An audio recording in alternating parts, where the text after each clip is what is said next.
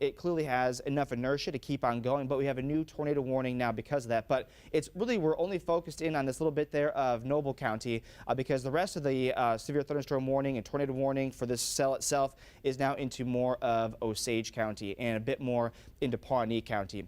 But meteorologist Connor Baldwin has been tracking this supercell all afternoon now and into the evening hours. And so Connor, doesn't surprise us that we have another tornado warning coming out of this storm.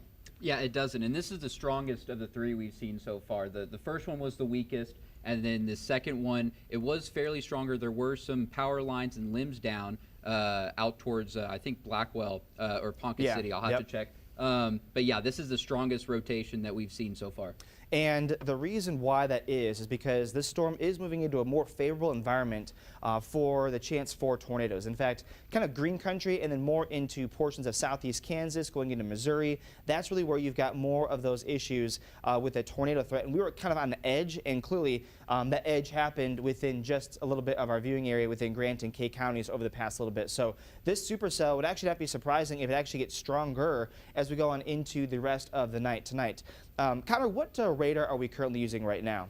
This is the Vance Air Force Base radar, and I just got an update here from the National Weather Service in Norman. There's a potential for 80-mile-per-hour rear flank downdraft winds in northeast Noble County. Gotcha. So let's put a pause on the laps, and if you take the little dropper tool to take a look at some of the wind speeds there, that's going to be where you'd have some of the highest velocity. Yeah, so there we go. There's your rear flank downdraft kind of shooting out ahead of it, and clearly, as you can see, radar coming in about 75 to 80 miles an hour. What does changing the radar to INX do in Tulsa? Because we can kind of probably pick and choose. So it's obviously changing the numbers because it is now farther away. Well, it's coming now in a different direction, but yeah, there are still some areas that you can see there with some really, really strong winds associated with that. I think we could probably still stay on Vance there, Connor, but it was just interesting to see because we're kind of now right in between both those radars. Clearly, though, very, very strong winds associated with this storm no matter what. Go ahead.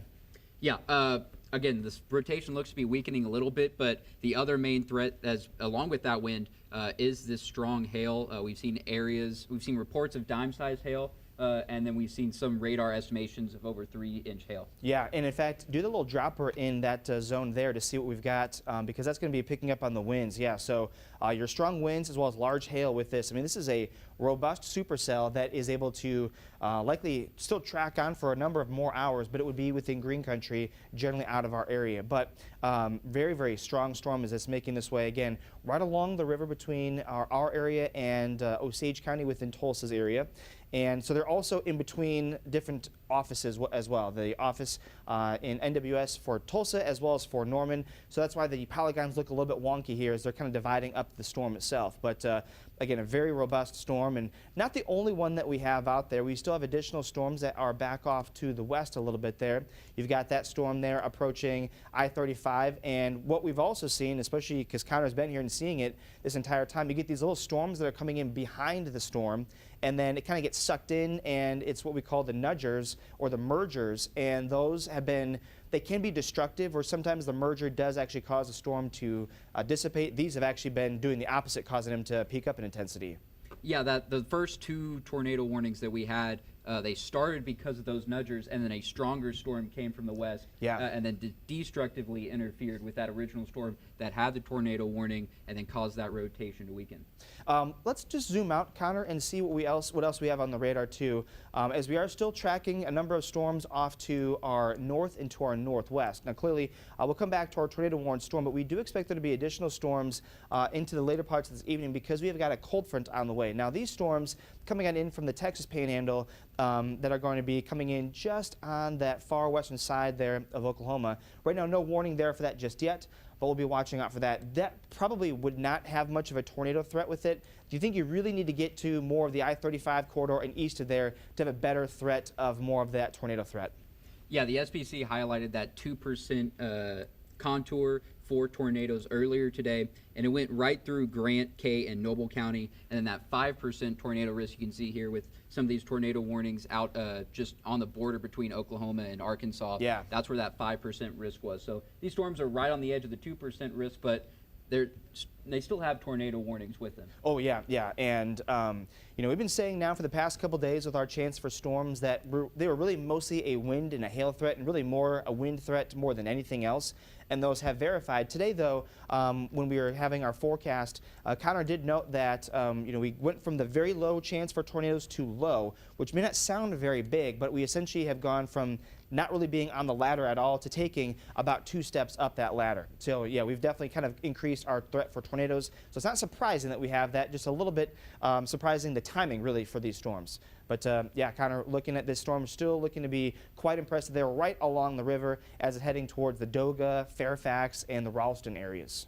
Yeah, this rotation, you can see it was pretty strong, weakened a little bit, and then re-strengthened here. We'll pull up the tracker here. It's moving east-southeast about 24 knots, so about 30 miles per hour here, and these are the arrival times for those storms in the path. Yeah, so we got Doga at 8:32, Masham at 8:36, Osage Junction at 8:41, Ralston at 8:41 also, and then Fairfax at 8:42. It's got nothing really stopping it, so it's just more of just at this point now, it's just going to be kind of just cycling where it will be coming on and off. Okay. Got kicked off again? How does that happen? That happened the last warning, too.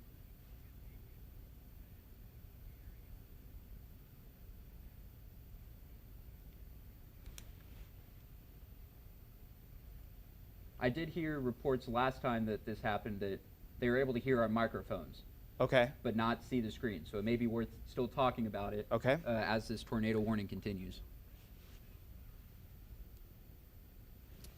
So we need to call back in and get them to get off of programming.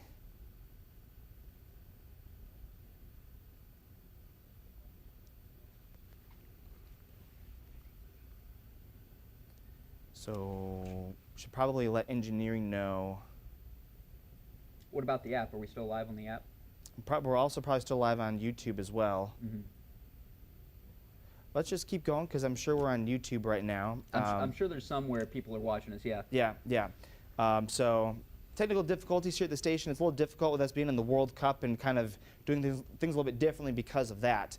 But we still have that tornado warning just right there for the peninsula there of Noble County. So we really won't have to stay with it for too much longer, but it is right there on that far edge. And so we just have to stick with it for probably just a few more minutes longer. At this point, that rotation area looks like it's broadened out a little bit more, not as tight or as robust, but it's still clearly rotating. This supercell has no reason to really come down in intensity, but it just will be cycling where it will look a little bit more disorganized before it can then keep on going. And it should be moving into a more favorable environment for tornadoes to continue with this storm. So we've just got to watch it for a little bit longer as it makes its way off to our east.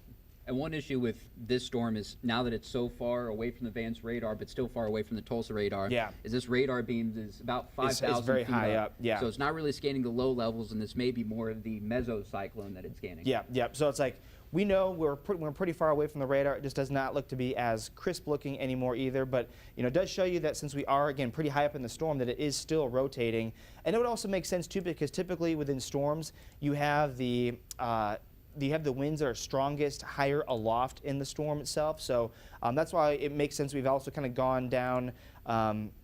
We've been seeing some pretty big numbers with those just because of the fact that the beam height is actually pretty high in the storm itself. But still looking at you know, over 80-mile-per-hour winds, and also the chance for hail that could be potentially up to 2 inches in diameter.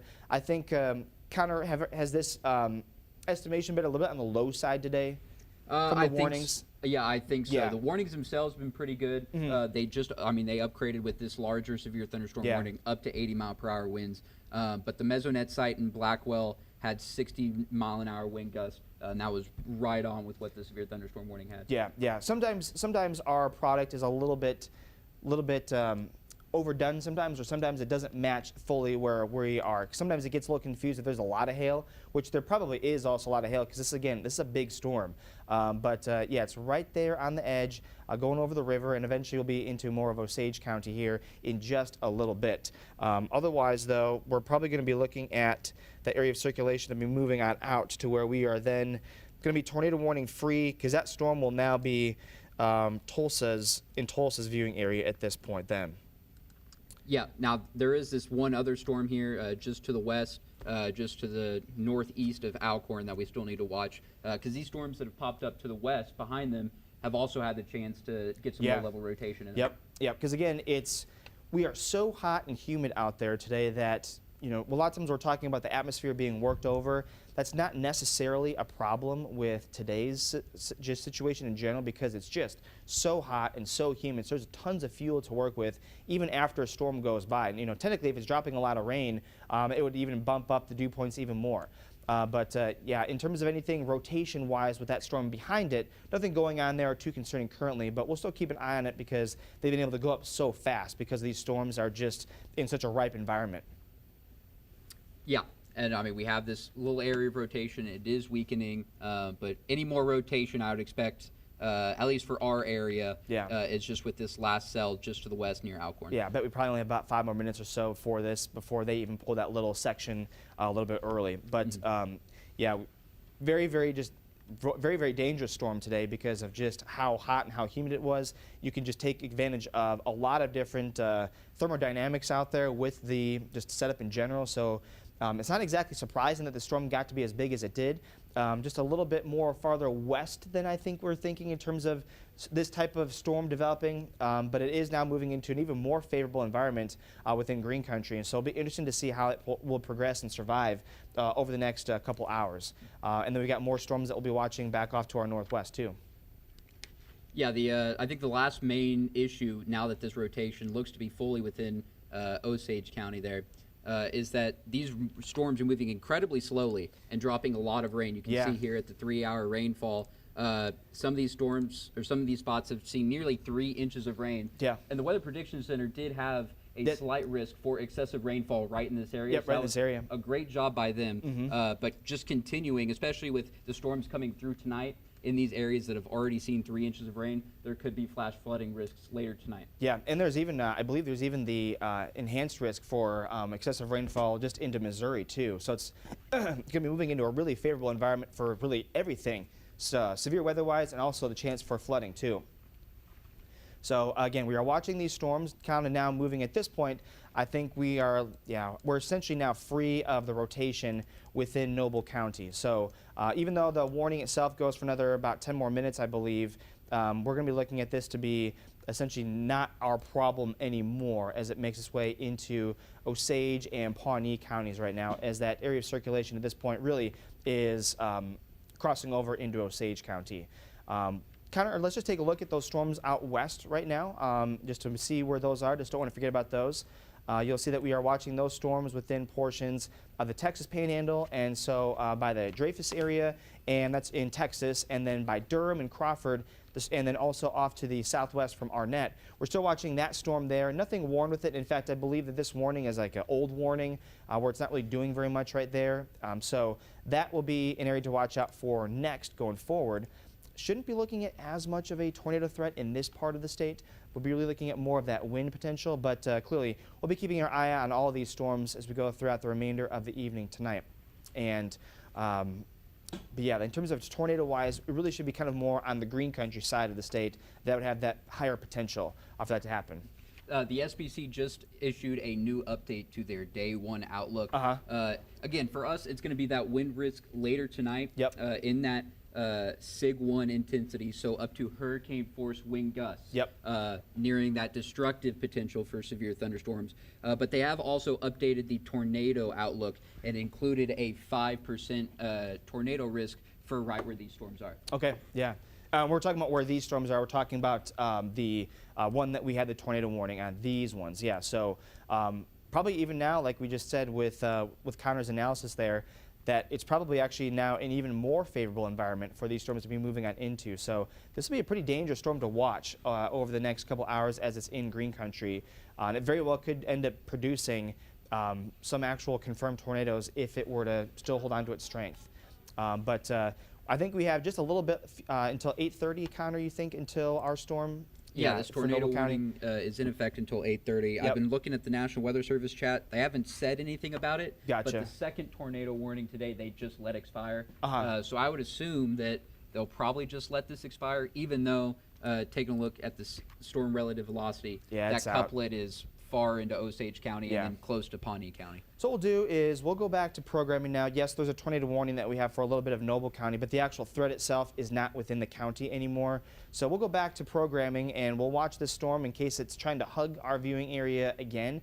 We'll also be watching additional storms later on tonight coming on from the north and northwest. So appreciate you staying with us here for these tornado warnings. We'll get back to you now to regular programming.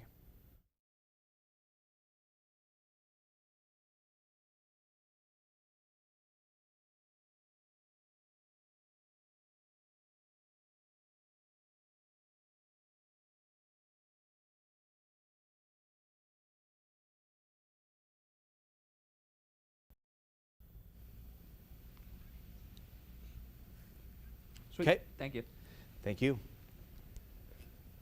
They just said both warnings will be allowed to expire. Nice, nice. Okay.